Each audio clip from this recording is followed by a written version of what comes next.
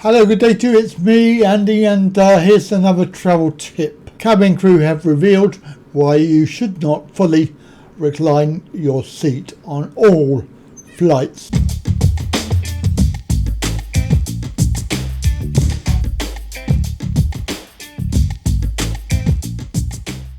So yes, it's very annoying when you're sat in the plane, no matter whether it's short haul or even long haul, and the person in front of you has no consideration for you, and they whack their seat right the way back.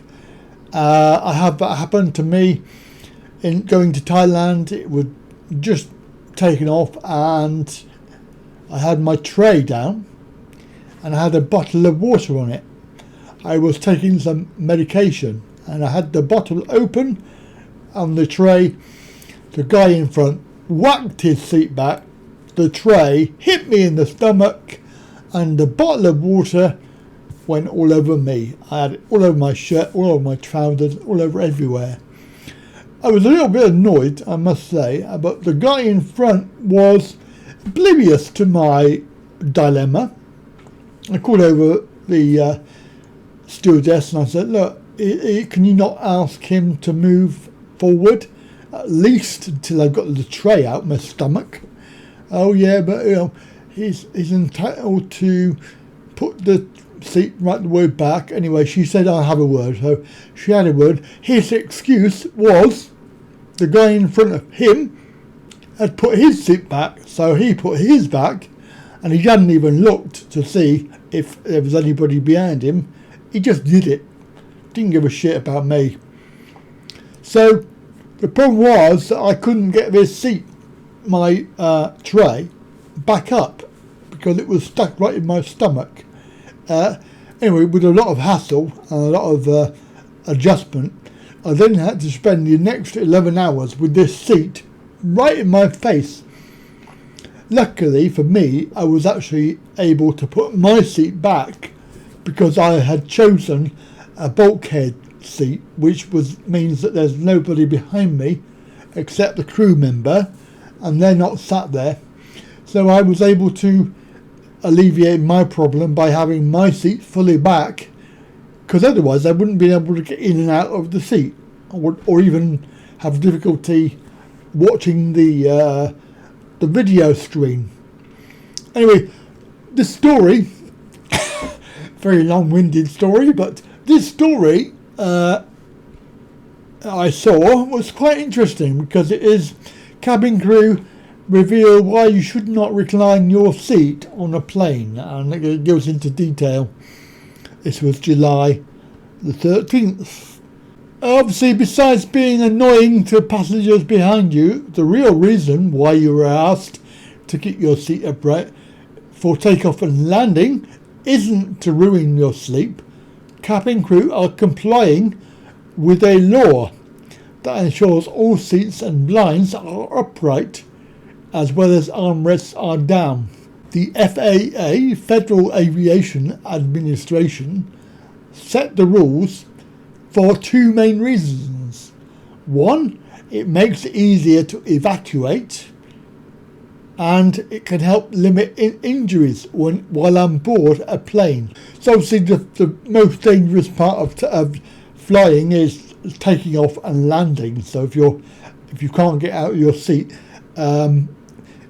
it's pretty bad, isn't it, really? If you're going to crash, you need to be able to get away.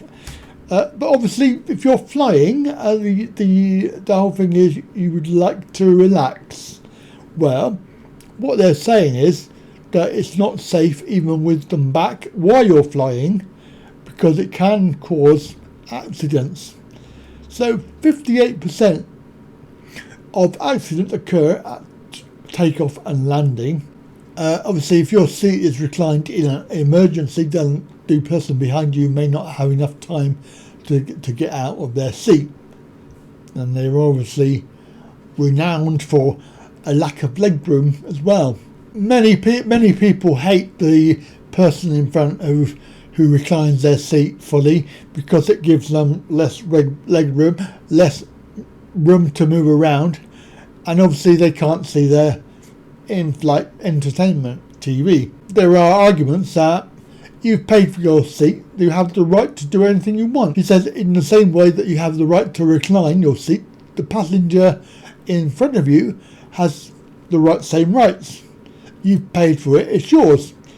But one former flight attendant explained that it's not a matter of how much you've paid, but more so it concerns manners, and a lot of people don't have any manners or consideration. So obviously she says airplane legroom is significantly limited as it is, and no one wants to have to put up with someone's seat fully reclined in their face for the whole of the flight.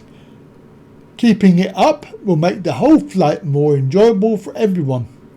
Just get a travel pillow or blanket to put behind your head, or get a window seat. And also there's a thing about wearing shoes. They do recommend that you do not take off your shoes because, well, two things. One, if there's an emergency, and two, you don't know what is out there. If you're going to go for a wander round, you could stand on something and cut your feet. And obviously there is a danger that debris could, and obviously we're talking about here is if there was a emergency. And of course everybody will have their own reaction to this story. They'll say, what the are you on about? You know, if we want to put our seat back, we will. But what I would say is just think about, if you like it, just think about other people for a change, not just yourself, and possibly do what I do. Choose a seat that's more appropriate, i.e. a bulkhead seat, you know, or a window seat. You know, if you really want to do that, then think about other people first. Right, that's it then. Thanks for watching, and bye for now.